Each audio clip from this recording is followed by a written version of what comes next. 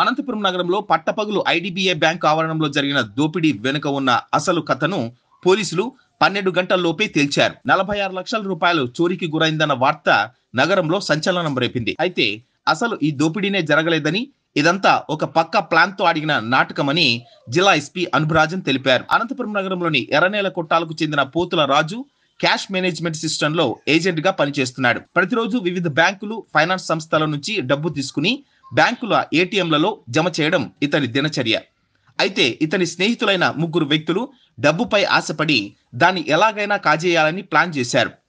పోతుల రాజుతో ప్లాన్ చెప్పి నిన్నటి రోజు ఎల్ఐసి సంస్థ నుంచి డబ్బు డ్రా చేసి తీసుకొస్తుండగా ఐడిబిఐ బ్యాంక్ ఆవరణంలో అతను చేతులు, నోటికి ప్లాస్టర్ కట్టి కళ్ళలో కారం చల్లి బ్యాగ్ లాక్కెళ్లారు. ఆ తర్వాత పోతుల రాజు పోలీసులకు జరిగిన విషయాన్ని చెప్పాడు. అయితే డిఎస్పీ ప్రసాద్ రెడ్డితో పాటు అతని బృందం అక్కడికి వెళ్లి పరిశీలించగా దోపిడీ జరిగినట్లు ఎక్కడా ఆనవాళ్లు కనిపించలేదు. పోతుల రాజు చెప్పే దానిలో పొంతనలేని మాటలు ఉండడంతో అనుమానం వచ్చిన పోలీసులు అతన్ని అదుపులోకి తీసుకుని విచారించారు. దీంతో అసలు కథ బయటపడింది. పోతుల రాజుతో పాటు మొత్తం 4 అరెస్టు చేసి వారి వద్ద నుంచి 46.55 లక్షల రూపాయల నగదు, 2 మోటార్ సైకిల్స్, 6 మొబైల్ ఫోన్లు రికవరీ చేశారు. డబ్బుపై ఆశతోనే ఈ దోపిడీ డ్రామా ఆడినట్లు ఎస్పీ అంబురాజన్ తెలిపారు. ఈ రోజు డిఎస్పీ అనంతపురం, అదే విధంగా CCS Anantapuram inspector, Anantapuram 1 town inspector and cyber inspectors వాళ్ళ సిబ్బందులు అందరూ కూడా ఒక మంచి వర్క్ చేయడం జరిగింది.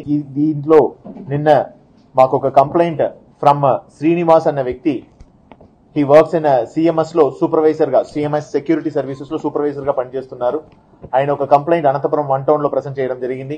ఆ కంప్లైంట్ మేరకు ఎవరో పోతురాజ్ అన్న సగ ఎంప్లాయీని, తోటి ఎంప్లాయీని కొట్టి 46 లక్షల్ని లాక్కుపోయినారు. నేను ఈ పోతురాజ్ అనే వ్యక్తి 11:30కి ఎల్ఐసి నుంచి 46 lakhs అందాజుగా డ్రా చేసి వాటితో ఐడిబిఐలో డిపాజిట్ పోవడానికి ట్రై చేసే క్రమంలో ఇది జరిగింది. నేను అతన్ని వెళ్లి చూడగా ఆ ఐడిఐ బ్యాంక్ లోనే 4th ఫ్లోర్ లో ఒక చిన్న రూమ్ లో అతన్ని బంధించినది కూడా చూడడం జరిగిందని కంప్లైంట్ ఇవ్వడం జరిగింది. ఇమీడియట్ గా 3 బృందాలు ఫామ్ చేయడం జరిగినాయి. సిసిఎస్ ఒక టీం, అనంతపురం 1 టౌన్ నుంచి ఒక టీం, ఇంకొక టీం ఫ్రమ్ సైబర్ సెల్ నుంచి ఫామ్ చేసి ఇమీడియట్ గా ఉన్న ఎవిడెన్సెస్ అంతా కలెక్ట్ చేయడం జరిగినాయి.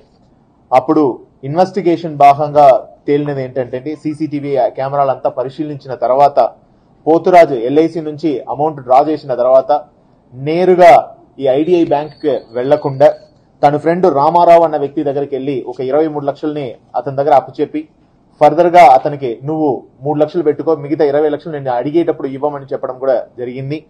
సబ్సిక్వెంట్ గా అక్కడి నుంచి ఖలీల్ బాషా అండ్ జైబిబుల్ వీడు అక్కడ నుంచి మిగతా 23 లక్షలతో ఐడిఐ బ్యాంక్ దగ్గరికి రావడం, ముందే మాట్లాడుకున్నది ప్రకారం బాషా అండ్ జబీబుల్లా వీళ్ళు తోటి ఫ్రెండ్స్ వాళ్ళు అక్కడ ఐడిఐ బ్యాంక్ దగ్గర చేరుకోవడం, 3rd ఫ్లోర్ లో బ్యాంక్ ఉంటే 4th ఫ్లోర్ కి వీళ్ళు 3 వెళ్ళిపోవడం, అక్కడ ఉన్న బ్యాగు, డబ్బు ఇవన్నీ కూడా జబీబుల్లా అండ్ బాషా తీసుకుపోవడం, ఈ పోతురాజుని సెలఫిన్ టేప్ ద్వారా కట్టించి ఆడ రూమ్ లో బంధించి వెళ్లిపోతారు. సబ్సిక్వెంట్ గా ఫస్ట్ ఇన్ఫర్మేషన్ ని తను తోటిగా పనిచేస్తున్న ఇంకొక వ్యక్తికి వీడియో కాల్ చేసి ఇట్లా నన్ను బంధించిన విషయాన్ని కూడా ఈ పోతురాజు చెప్పడం జరుగుతాయి. సబ్సిక్వెంట్ గా ఇవి అన్నిటిని కూడా విదిన్ నైట్ లోపల 46 lakhs కూడా ఏవైతే పోయినాయో అవన్నీ కూడా ఇంటాక్ట్ గా రికవరీ చేసి ఈ ఒక 4 కూడా ఈ రోజు అరెస్ట్ చేసి రిమాండ్ చేస్తున్నాం. ఈ ఒక మంచి వర్క్ చేసిన ఎంటైర్ టీమ్ కూడా ప్రొఫెషనల్ గా జిఎస్సి అంటే రికార్డ్ ప్రకారంగా సన్మానం, అదే విధంగా అదర్ రివార్డ్స్ ని కూడా వీళ్ళకి సిఫార్సు చేయడం జరుగుతుంది.